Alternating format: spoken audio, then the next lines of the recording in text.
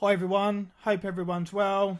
As mentioned, today I'm going to be talking about profit margins and basically how to price your jobs and making sure you're charging enough.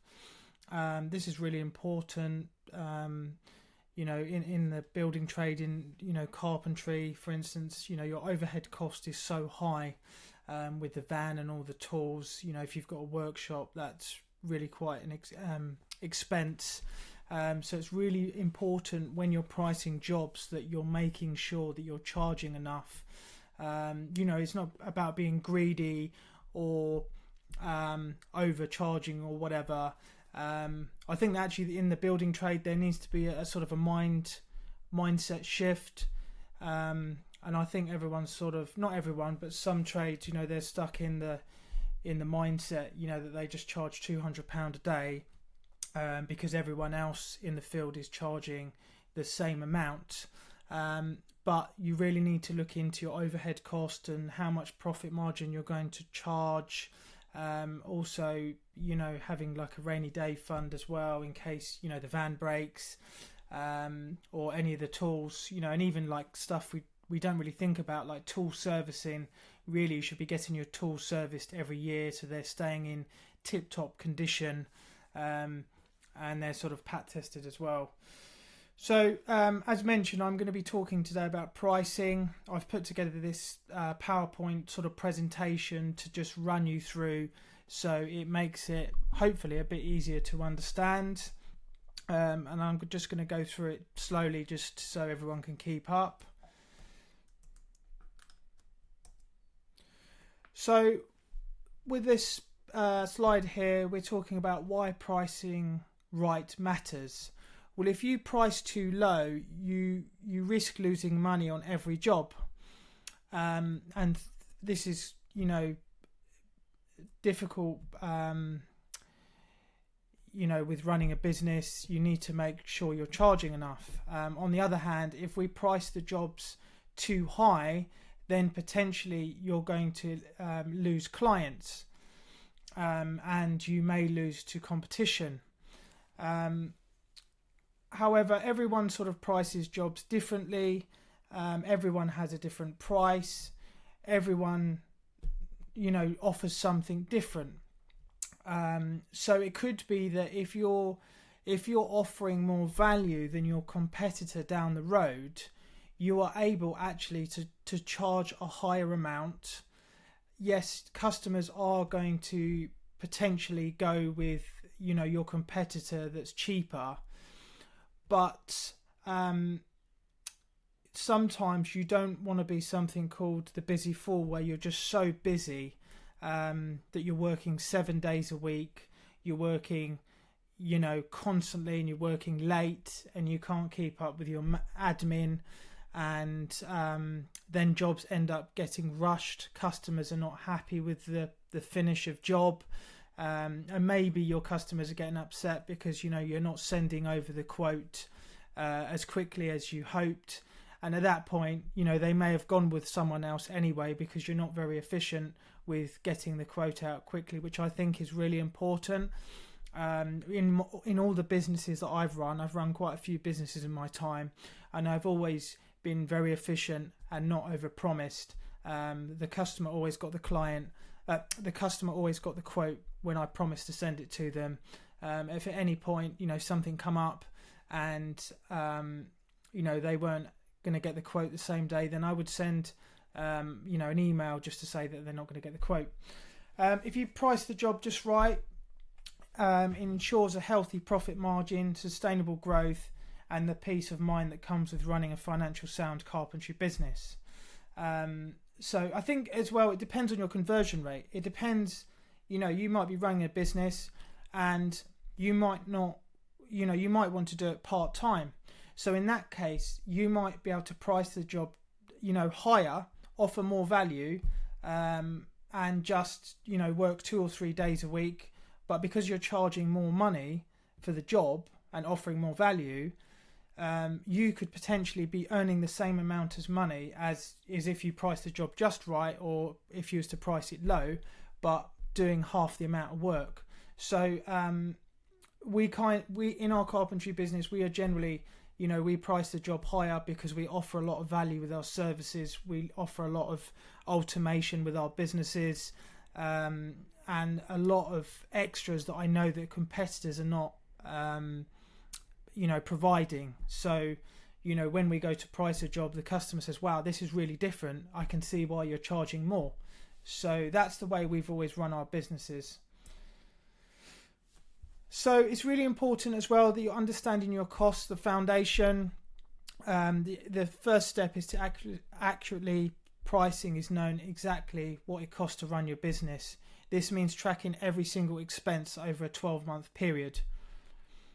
So obviously you need to include things like lease payments for van or HP if you're doing it, insurance, tools, equipment and machinery costs, materials, office expenses, marketing, website, phone bills. So that's really important as well to make sure that you're tracking all your costs. Another thing what we do as well is, we're always shopping around for the cheapest sort of deal. Not necessarily the cheapest materials and service, but it needs to be good. But sometimes, companies offer promotions. For instance, like a lease vehicle, we always lease our vans.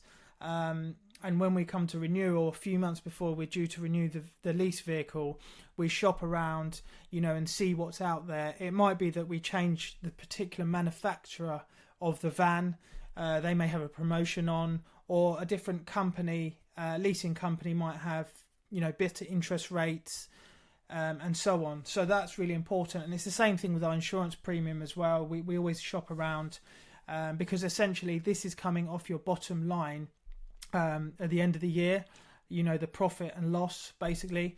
And it may not seem much money, but when you add all these things up over a 12-month period, it makes a huge difference. So what are the overhead expenses? Generally, overhead expenses are vehicle costs, fuel, van leases or loan, road tax, MOT and servicing, repairs that enable you to travel to job sites, insurance. As running a business, we need public liability insurance, vehicle insurance, and you may choose to have tool protection as well for your business. Obviously, we have expenses like accountancy cost, software subscriptions, phone contracts, website hosting, marketing. We also have subscriptions for like CNC machine software to run our CNC machines. And you may have premises as well, like a workshop, and then you'd have business rates and stuff like that. So that would all be added on as well. So the way to calculate your total annual overhead is basically to add all your overhead costs together that I just mentioned, and then to work out how much you need to cost per job for your overhead, you basically divide it by the number of jobs. So to keep this simple, this is just an example, but the total annual overhead in 12-month period is £10,000. And then basically if we did 50 jobs annually, we would take the £10,000 overhead cost and divide it by 50 jobs. And then this would basically give us £200, which we basically need to charge for each job for our overhead cost. This is just an example, and obviously you've got the chart here to show you, sort of how much everything is. So adding your desired profit margin. It's really important, that when you add up your labour cost, material cost, overhead cost, that you add a profit margin to that initial cost. A lot of people charge 15 to 20% over margin. I think that's too low. Most people in the building trade might charge 40% if they're a bit more of a premium service, which is good. We actually charge, quite a bit more than this profit margin. I think we charge about 100%, which I know is really high. But as mentioned, we offer a very different service to most competitors. So that's how we're able to get away with a higher profit margin. But you can just sort of test it, with your conversion rate. Your conversion rate is basically how many jobs you win. So if you had a 50% conversion rate, you may price 10 jobs, and if you had a 50% conversion rate, you'd get 50%. If you go and price a job and you're literally getting every single job you price, then the chances are you're too cheap, and you're probably very, very busy, and you could probably actually double your price, and you would probably still, you'd lose 50% of your customers, but you wouldn't be as busy, and you also would, you wouldn't be using your tools as much, you wouldn't be using the van as much. So there's a lot of reason to make sure that you're charging enough, and your conversion rate's not too high. Otherwise, sometimes you're just working for next to nothing. So this is the way to simplify the pricing formula, basically. So basically, we have our direct costs, which are our materials and labour, or you can do it on an hourly rate. So we need to add our overhead cost, which mentioned earlier was £200, just as an example. And then you would add your profit margin to this. So if you was going to have a 40% profit margin, it'd be plus 40%. And then that would give you the final price to add cost, basically, to send in a quote to the customer. And also, one thing you can do as well is you could have, your direct costs, so your labour and materials, and then your overhead cost, whatever that is, so it's £200. What we do, if we're too busy, we can adjust the profit margin. So instead of an example of it being 40%, we can just up this profit margin to basically control your capacity. Because if you're too busy, you're not going to be able to do the job for quite a long time anyway. And for instance, if you get the job at a higher margin, then it's kind of worth your while. And it just means that you're not going to be stacked up and up and up for months and months with loads of work. I mean, don't get me wrong, it is good to have loads of work, but I find it becomes too stressful when you're far too busy. And then if the machinery breaks or the van breaks down, it's a lot of stress. Whereas if you're not as busy, maybe you're booked up for 8 weeks or something, if something happens or your staff are ill or someone leaves, you've got a bit more time to space jobs out, and it's more flexible. So that's how we work it out. Obviously, we've got this down below as well, calculating the direct costs. So our materials are £400. The labour is £30 for 20 hours. So that comes in at £600 labour plus the £400 material cost. And then we'll add our £200 overhead cost, which takes it to £1,200. And then we'll apply a 40% profit margin. So we'll basically do the £1,200 times 1.40 equals 1680, which is the final price to charge the client. But as mentioned, you can play around with this profit margin, depending on your capacity. So the reason why we charge 40% profit margin, ideally or more, it covers any unexpected costs. Projects often encounter surprises, hidden damages, extra materials needed, or additional labour hours. A healthy margin provides a buffer for these situations.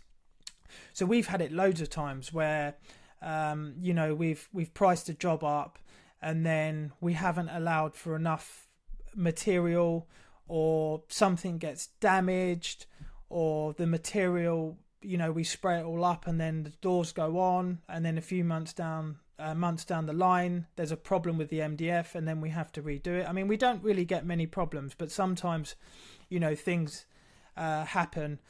The other reason why it funds the business growth. So if you want to invest in better tools, maybe like a CNC machine that's, automated, or you may want to upgrade your van or hire an apprentice, the 40% profit margin gives you the cash flow to reinvest in your business and operations. So this is also called bootstrapping. This is a really powerful thing.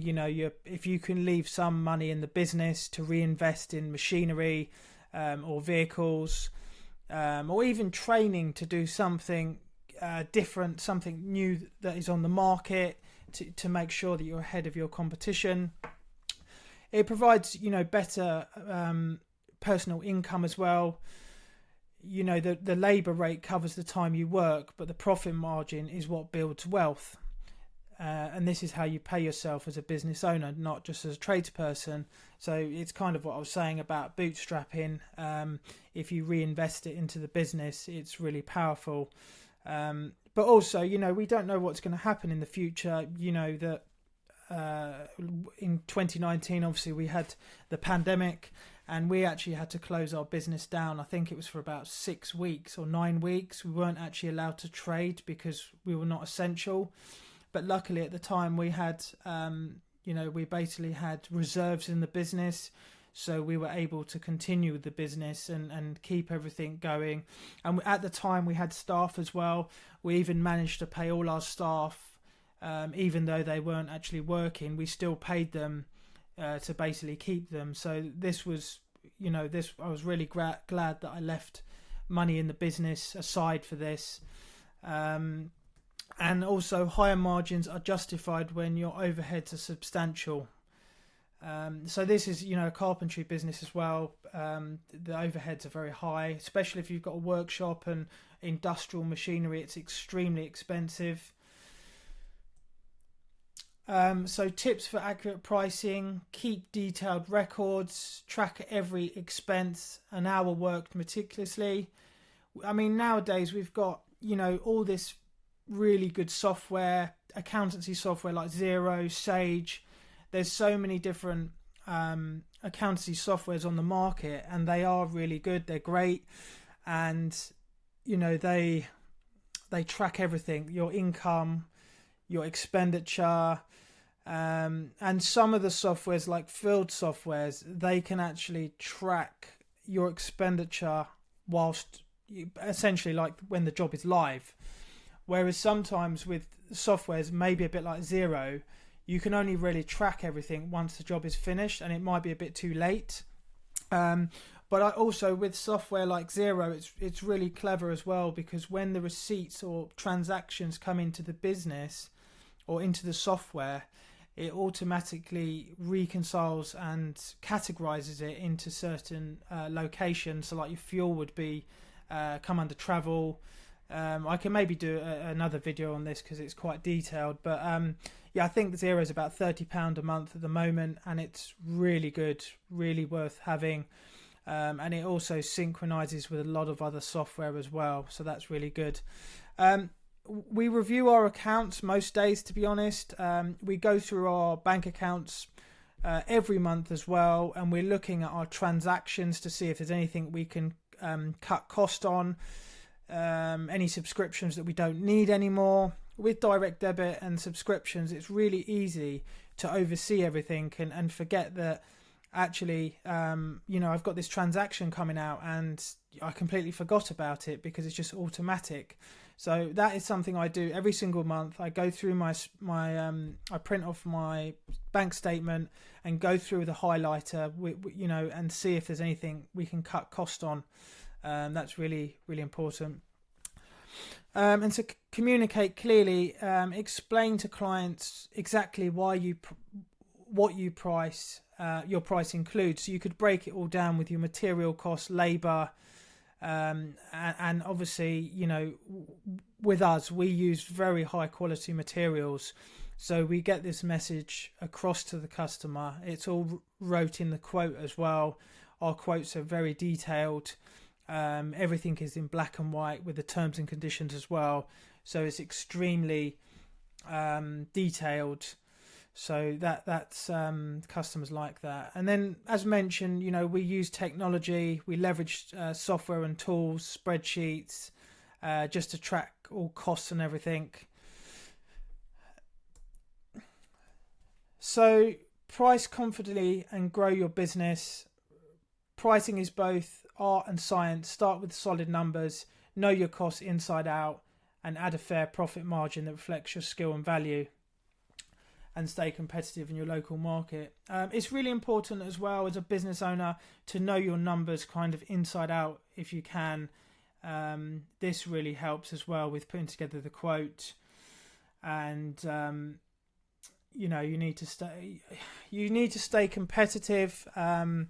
But as mentioned, if you're offering something different, then that might not be relevant. So that's the end of the slide. I hope that was helpful. And obviously, if you have any questions that you would like to ask me, just direct message me. If you found this content valuable, worthwhile, if you could just subscribe, I would be so grateful, and share. And thank you very much, and I'll speak to you soon.